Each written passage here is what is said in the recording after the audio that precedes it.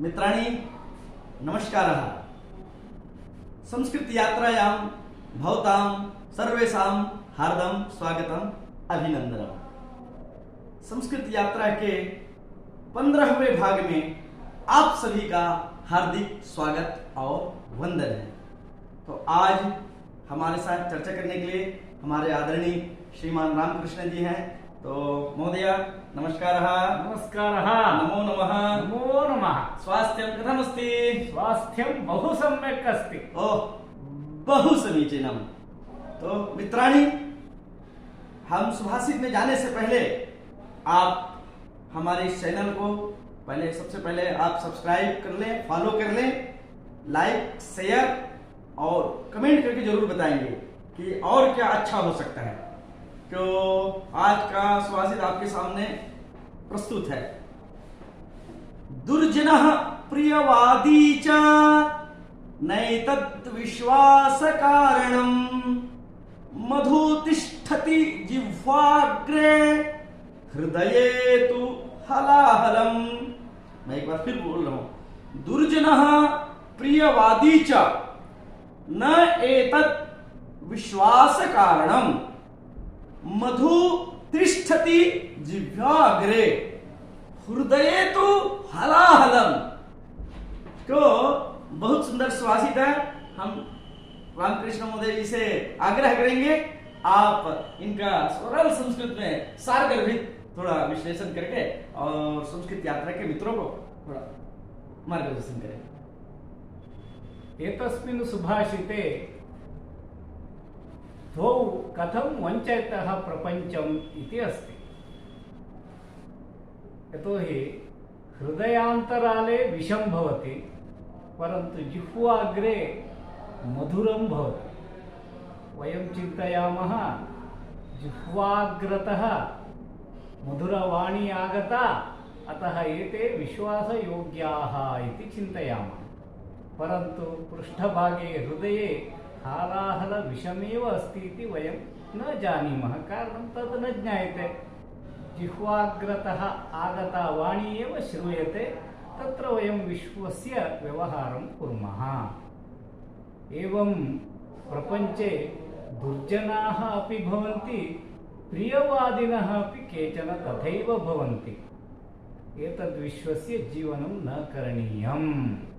इत्युक्ते मधुरवाणी एषा यद्यपि वक्तव्या परन्तु दुष्टानां विषये अस्माभिः जागरूकता स्वीकरणीया।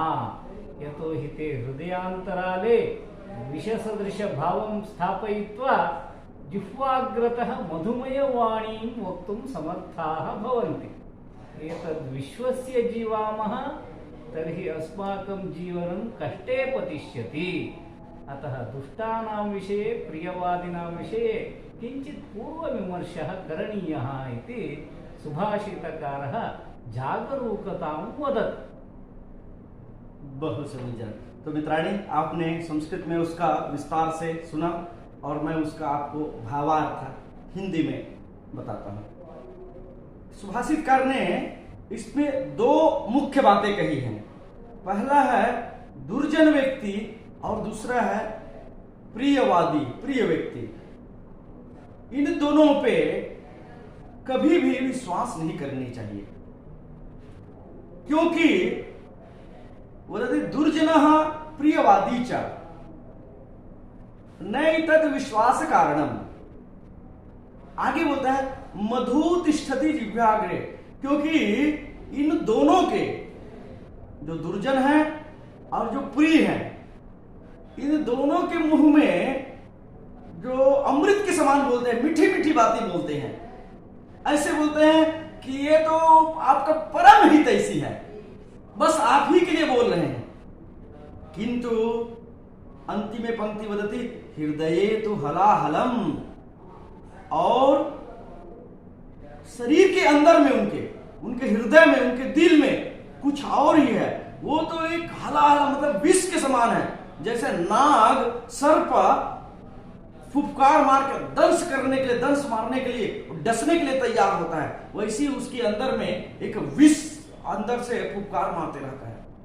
और वो जिह्वाग्रे, क्योंकि वो आपको आपके सामने बड़ी बड़ी मीठी मीठी बातें करेंगे, अच्छे अच्छे बातें करेंगे, ऐसा लगेगा बस ये तो मेरे लिए ही बोल रहा है, सब कुछ जो बोल रहा है मेरे लिए ही बोल रहा है। तो इस प्रकार से वो मीठी मीठी चिकनी चुपड़ी बातें करके आपको लुभाने की कोशिश करता है, किंतु उसके पीछे भी एक कारण होता है, और क्योंकि उसके अंदर में कुछ और है, बाहर दिखाने के लिए कुछ और है। इसीलिए कहते हैं दिखाने के हाथी के दो दांत होते हैं, तो दिखाने के कुछ और, खाने के कुछ और। इसी प्रकार से जो दुर्जन और प्रियवादी, ये दो प्रकार के जो लोग हैं, वो दो प्रकार से अपना चरित्र का निर्माण करके दिखाते हैं।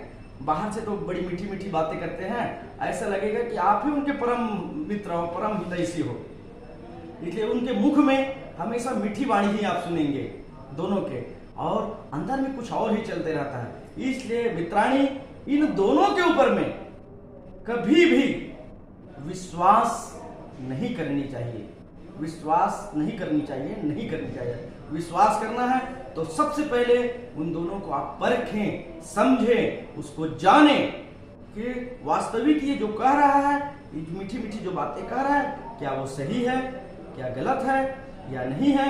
इसके बारे में हमको आराम से धीरे से विश्लेषण उसको जान लेनी चाहिए, परख लेनी चाहिए, उसके बाद ही हमको विश्वास करना चाहिए। नहीं तो आगे जा करके हमको अंत में छल ही छल, कपट ही कपट और धोखा ही धोखा मिलता है।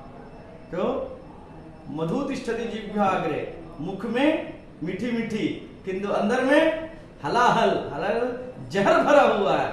वो कब आपको डस दे, कब आपको गड्ढे में पात दे, गिरा दे, और कब आपको नुकसान हानि पहुंचा दे, ये आप कह नहीं सकते।